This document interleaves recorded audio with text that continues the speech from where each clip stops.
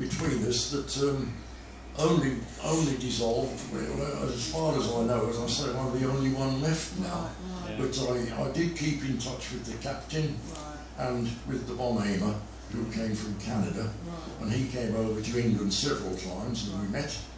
But as I say, there was an absolutely insoluble bond between us, and which served us well. Yeah. Did you have any Polish personnel? Was there a Well, no, we did have a very mixed squadron, but we didn't have any Poles as far as I'm concerned. We had Australians, New Zealanders, this, in number 106 squadron this was, South Africans who wore khaki uniform and had army ranks rather than Air Force ranks.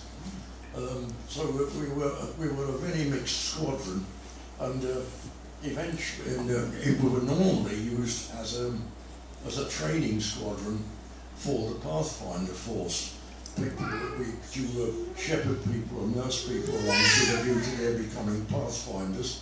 But in the case of my crew, we were selected to stay with the squadron and just continue to train Pathfinders all the time. So we did have 34 trips, usually with another pilot on board who was being initiated into the art of high-level bombing. How many years did this encompass? How many years did this encompass? These missions?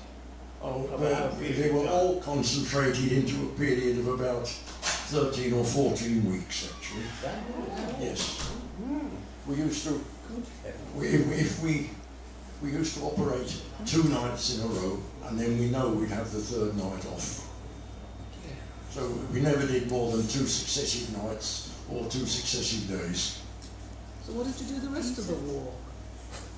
If you only did that for 14 weeks. After I'd finished, after we'd finished, it was practice for the pilot and the flight engineer to stay together, quite usually with a view to joining Transport Command for other duties. I was posted to Bruntingthorpe, where I became an instructor in navigation for the rest of the war.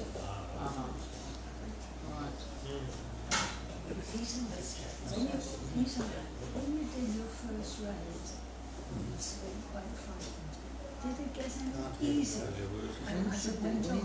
No, it's a funny thing. Okay, if I just repeat the question, I know some people heard. The question Esther asked was, did it get any easier after you'd done your first raid? In a sense, we got familiar, should we say. How can I put it? We formed a sort of mental cocoon around ourselves. Getting shot down was something that happened to other people, not to us. And that was how it used to be.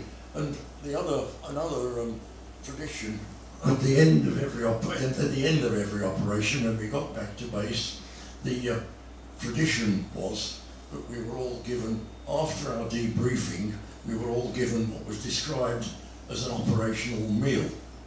Well, I won't say what we had to eat, but the late Dr. Cohen had previously given all Jewish members of the forces dispensation to avoid following or to misfollowing the dietary laws where it was just not possible to do so.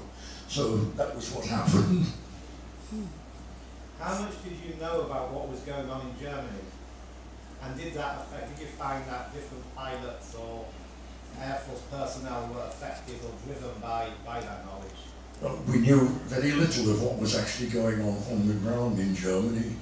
Really, the only knowledge of that sort that we had was weather information, which was given to us at our briefings before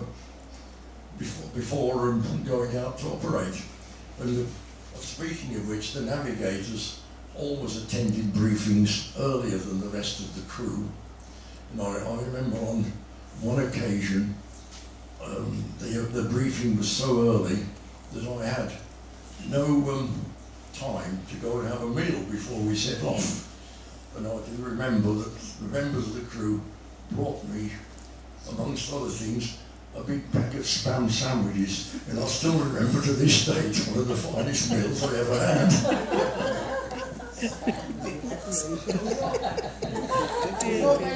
Was your base in Lincolnshire? Were you based in Lincolnshire?